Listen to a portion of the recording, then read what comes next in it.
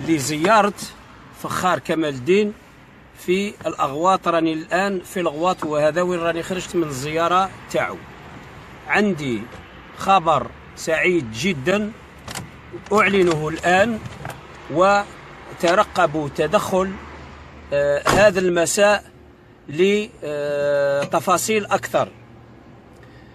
اقتنع فخار كمال الدين نتيجة للديناميكية اللي بدأت تتحرك الآن أن يعلق الإضراب على الطعام ابتداء من الغد. فخار كمال الدين يقنع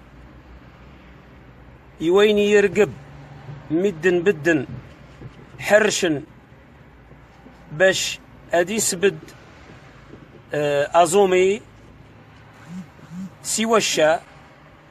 Le docteur Fakhar Kamaldeen a accepté de suspendre sa grève de la faim parce qu'il a été convaincu de la dynamique qui s'est mise en place